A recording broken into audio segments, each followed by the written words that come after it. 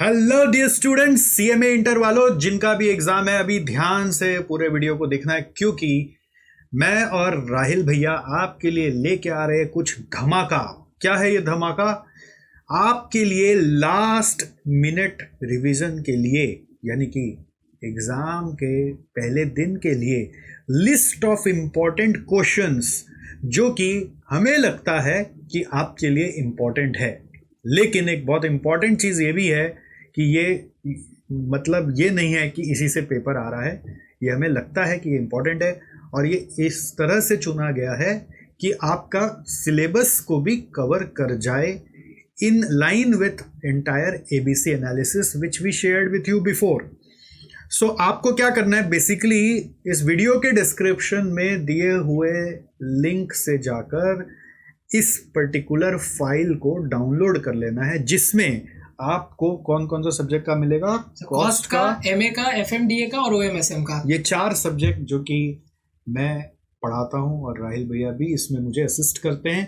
तो इन चारों सब्जेक्ट का हमने अभी तैयार कर दिया है और बहुत मेहनत करके तैयार किया। ऐसा नहीं कि बस कुछ भी बना दिया है, बहुत दिमाग लगाया है, बहुत समय दिया है, तब जाके ये बन के आया है। और आशा करते हैं कि शायद आपका इससे काफ़ी कुछ मैच हो जाए, वो तो वक्त बताएगा। बट खैर, अभी ये समझना है कि इस डॉक्यूमेंट को इंटरप्रेट कैसे करना है, इसको रीड कैसे करना है। तो राहिल भैया प्लीज़ गाइड करें कि इसमें अपने क्या क्या बनाए हैं।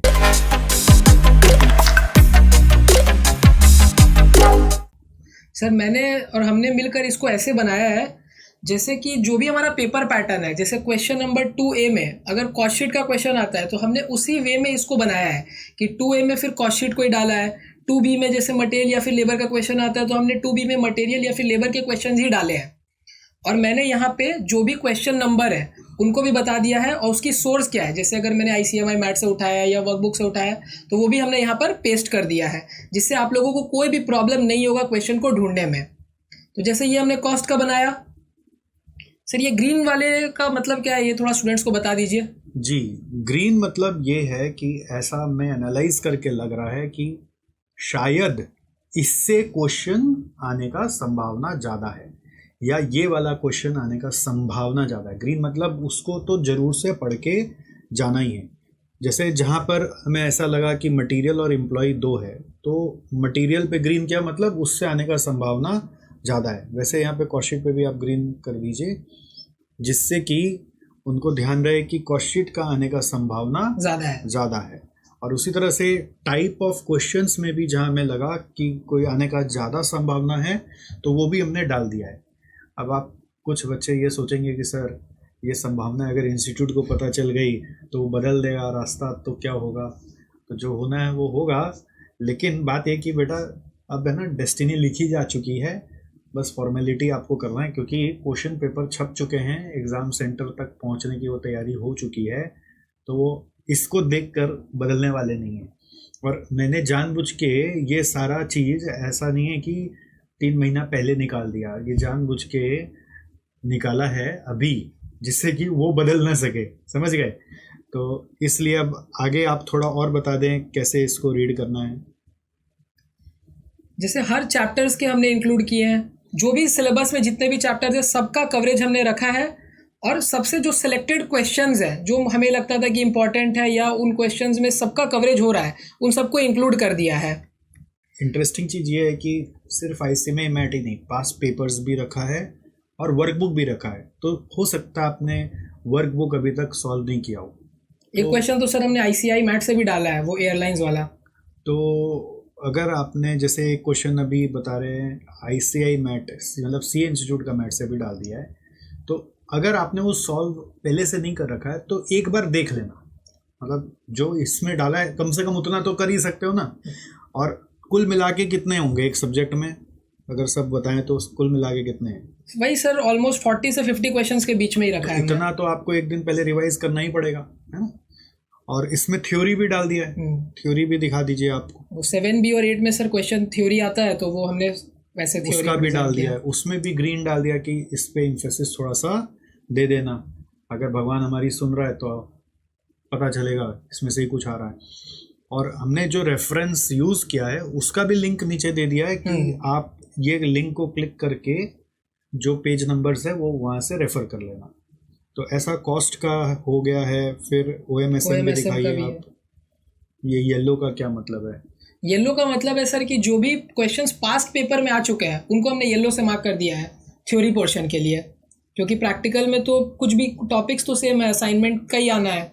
तो जो भी थ्योरी है उसको हमने येलो से मार्क कर दिया, क्योंकि स्टूडेंट्स उसको छोड़कर चले जाते हैं ज़्यादातर समय। हाँ, तो वो भी पढ़ लेना है और ग्रीन वाला अच्छे से पढ़ना है। और क्वेश्चन नंबर वाइज पूरा मार्किंग है। आप देखिए यहाँ पर, जैसे आप देखिए 2A क्वेश्चन नंबर में इंट्रोडक्शन टू OM आता है, तो उसमें आप देखिए 2 क्वेश्चन आया हुआ है बट एक क्वेश्चन नहीं आया हुआ है, तो वो क्वेश्चन आपको करना है अच्छे से। इसी तरीके से 2B है, 2B में क्या तो उस चैप्टर से आता है तो उस चैप्टर से आता है, तो उस चैप्टर का क्या क्या पढ़ना है और नीचे वाले चैप्टर का क्या क्या पढ़ना है। और ऐसा नहीं है कि जो आया हुआ है वही रखा हुआ है, जो नहीं आया वो भी रखा हुआ है, दिमाग लगा के लाया हुआ है। और कोशिश किया हुआ है कि आपका पूरा सिलेबस भी रिवाइज हो जाए। कल को खुदा ना खास्ता कुछ ऐसा हो जाए कि जो मैच नहीं हुआ, मतलब जो आपने नहीं सोचा था वैसा कुछ आ गया, तो भी इसमें से आ जाए, ऐसा कुछ प्लान किया हुआ है।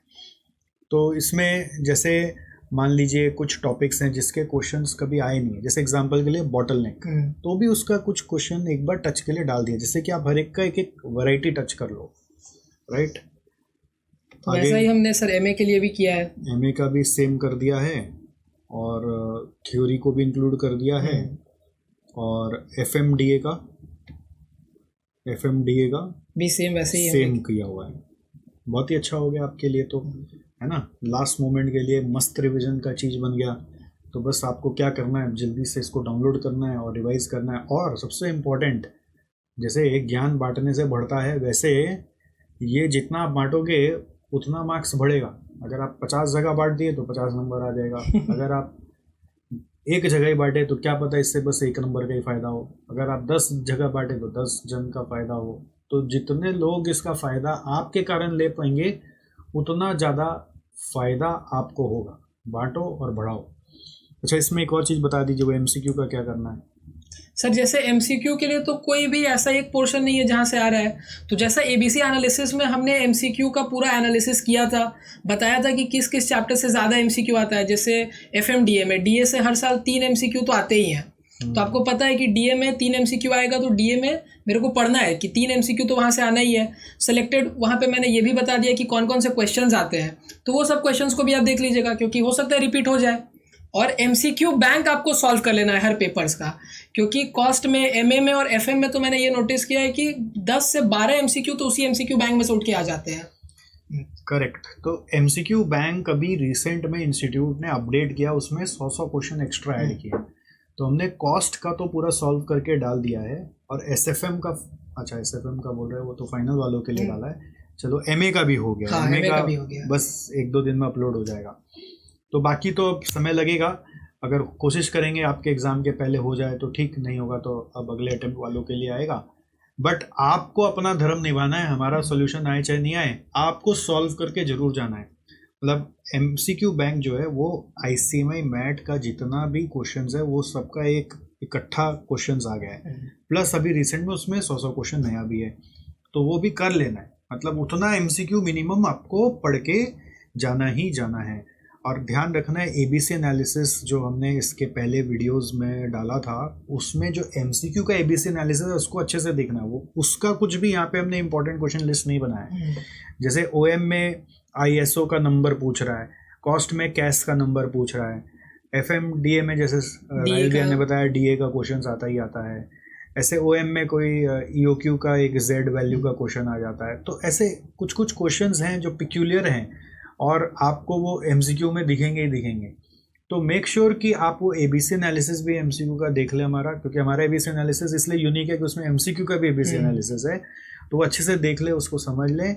और उसके बाद MCQ बैंक मिनिमम लेवल पे सॉल्व करके जाएंगे।